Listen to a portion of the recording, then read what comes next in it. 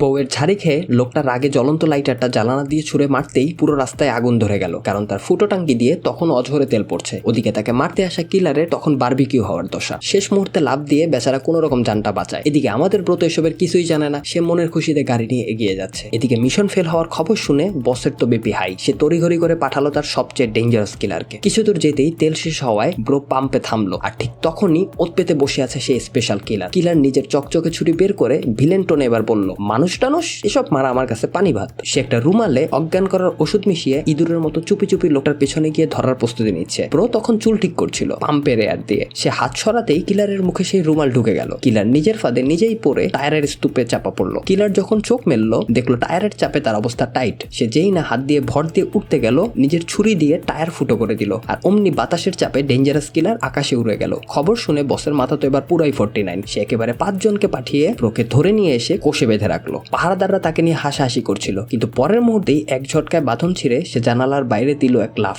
সে পতাকার খুঁটি ধরে এমন টান দিল যে নিচে থাকা সৈনিক উল্টো ঝুলে উপরে উঠে গেল, আর ব্রো চোখের পলকে আবার গায়ে। ঠিক তখনই